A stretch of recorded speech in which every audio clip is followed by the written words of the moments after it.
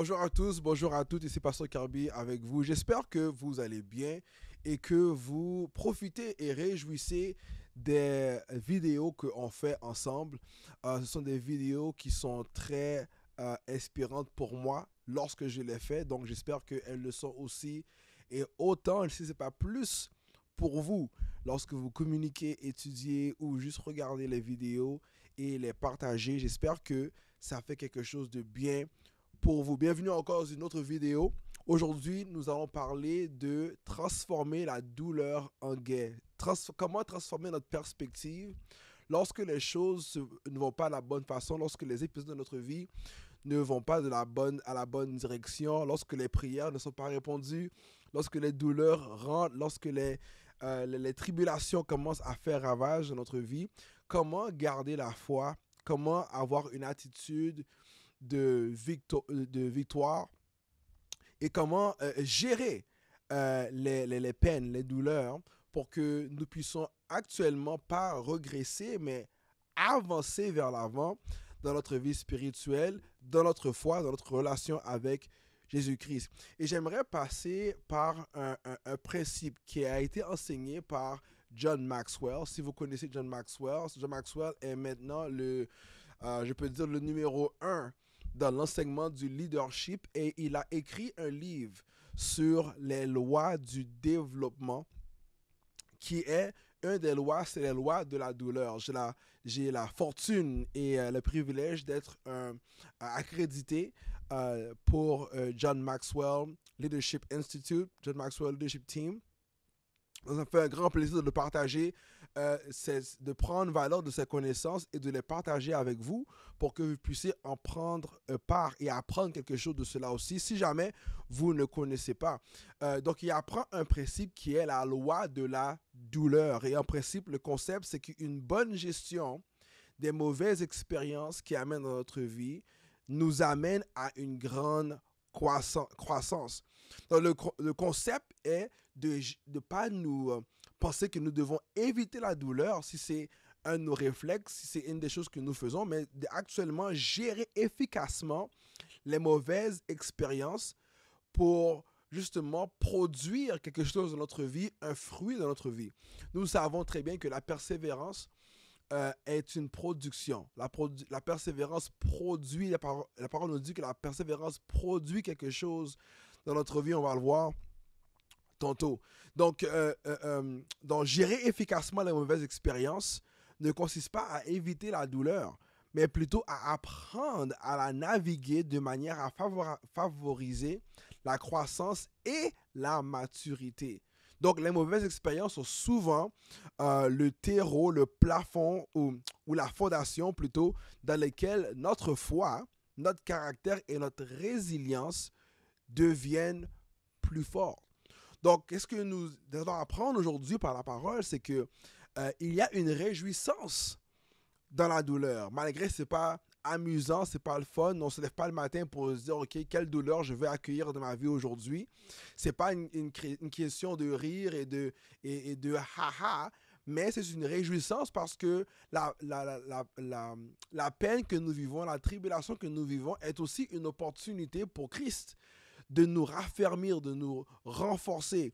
La parole nous engage et nous dit que notre foi est plus valorisante que l'or. Et si l'or prend sa valeur par le nombre de temps qu'elle passe dans le feu, à combien bon notre foi, alléluia, notre foi va prendre la valeur lorsqu'elle passe par le fourneau de l'épreuve.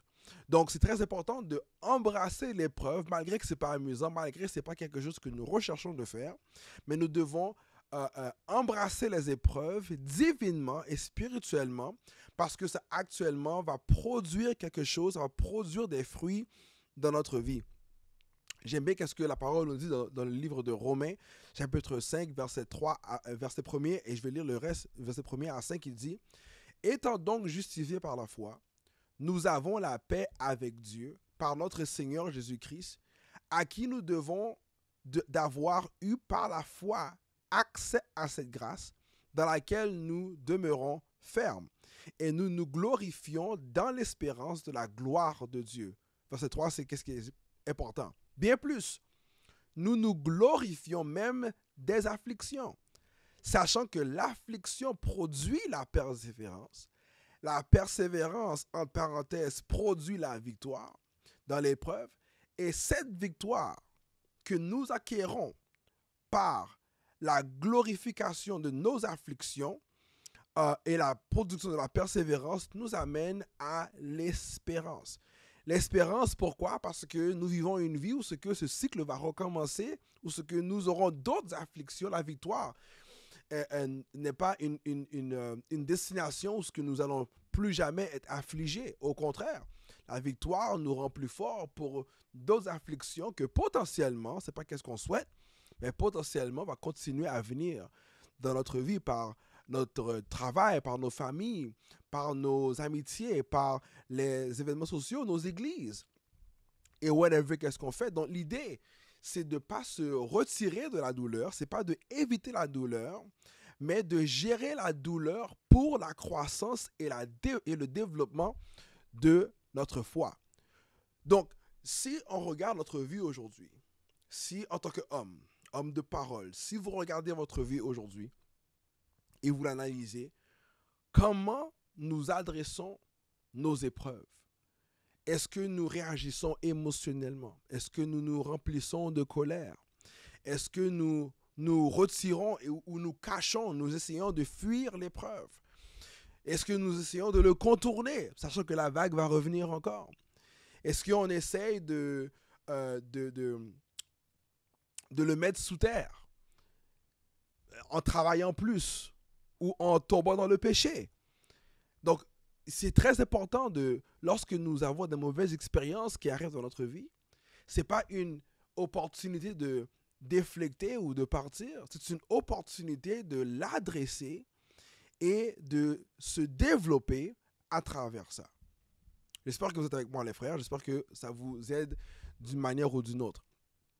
Donc, je vais partager avec vous rapidement 5 principes pour transformer notre perspective de la douleur, pour que la douleur puisse devenir un gain spirituel et un gain divin pour nous en tant qu'hommes. Okay? So, principe numéro 1, nous devons choisir une attitude positive. Non, excusez-moi, c'est sûr que là, il y a souvent des gens qui vont souvent dire, OK, ils prêchent la positivité. La positivité n'est pas une mauvaise chose. Être positif est une bonne attitude à regarder le bon côté des choses. Il y a toujours un côté positif que le Seigneur veut que nous ayons et que nous regardons nos douleurs. Comme Paul l'a dit dans le livre de Romains, nous nous glorifions par les peines que nous recevons parce que nous voyons le côté positif de notre peine, c'est que ça produit la persévérance, la victoire et l'espérance. Donc, lorsque nous faisons face à un problème, quelle est notre mentalité? Quelle est notre attitude lorsque nous faisons face à une difficulté dans notre vie? Principe numéro 2, accepter et développer la créativité. Nous ne sommes jamais en défaite. Si nous sommes avec Jésus, nous sommes toujours victorieux. Cependant, nous sommes dans un coin où ça a l'air que c'est impossible à ressortir. Il y a des situations dans notre vie qui peuvent nous amener à penser que la situation que nous vivons est impossible à ressortir. Mais nous pouvons prier pour la sagesse. La Bible nous indique que si nous demandons la sagesse, le Seigneur va nous le donner. Le Seigneur peut nous l'offrir. Et des fois, nous avons besoin de sagesse et de créativité pour sortir d'une difficulté et apprendre quelque chose et se développer de ce côté-là aussi. Le troisième principe est ceci, et ça c'est très important, surtout pour les jeunes hommes qui écoutent cette vidéo aujourd'hui, que la croissance commence à la fin de notre zone de confort. That's right. Des fois, nous voulons rester confortables. Et des fois, nous devons embrasser l'inconfort, les défis et les échecs pour apprécier la croissance que nous vivons. La croissance commence dans l'inconfort. Okay? Principe numéro 4, apprécier la valeur des mauvaises expériences. Est-ce que vous avez eu des défis dans votre vie? Peut-être c'est une question que vous devez vous poser maintenant. Est-ce que vous avez eu des défis dans votre vie que vous avez passé à travers? Est-ce qu'il y a une situation où que pour passer à travers, ça a dû demander un développement plus profond que d'habitude? Est-ce qu'il y a une situation dans votre vie maritale, dans votre vie de mariage, dans votre vie de couple, où ce qu'il a dû apprécier, vous avez dû passer à travers une situation vraiment dangereuse, peut-être vraiment précaire dans votre mariage, où ce que vous n'avez pas eu le choix de grandir, mais que maintenant vous regardez 5 ans plus tard, vous êtes encore ensemble et vous retournez en arrière, vous dites waouh, si j'avais essayé de quitter cette situation, je ne serais pas là aujourd'hui. Donc, nous devons apprendre à apprécier la mauvaise expérience. Encore une fois, ce n'est pas le fun, ce n'est pas amusant. Mais nous devons apprécier la valeur. Pas la mauvaise expérience, mais la valeur que les mauvaises expériences peuvent nous amener. Et le dernier principe que je veux partager avec vous, c'est prendre la responsabilité de votre vie. Nous devons prendre responsabilité de notre foi. Il n'y a personne qui peut le faire pour nous. Notre foi est la nôtre. C'est nous qui avons décidé de suivre Christ. Et le Seigneur lui a dit que si vous voulez me suivre, vous devez prendre votre croix. Vous devez la lever vous-même et suivre Jésus. C'est votre responsabilité, c'est notre responsabilité en tant qu'homme de prendre soin de notre foi et de prendre responsabilité de tout ce qui nous arrive dans notre vie. Il y a des choses qui sont hors de notre contrôle. C'est vrai, je comprends. Cependant, à la fin, si ça retombe sur nous, eh bien, c'est nous et le Seigneur qui devons gérer. Right? Donc, nous devons apprendre à prendre responsabilité de notre foi, de notre vie. Donc, c'est très important d'être très résilient. C'est très important d'avoir une discipline. Quelle est ma discipline que j'utilise? Quelles sont les ressources que j'ai? Avec qui je m'entoure pour passer au travers? Amen, les frères. J'espère que ça a été utile pour vous. J'espère que cette vidéo va vous aider à réfléchir et à vous poser des questions. Lorsque nous passons à travers des douleurs, des moments difficiles, comment nous le gérons? Et comment notre perspective peut nous aider à embrasser les difficultés pour justement rajouter à notre vie spirituelle et non le retirer. Que le Seigneur vous bénisse et à la prochaine.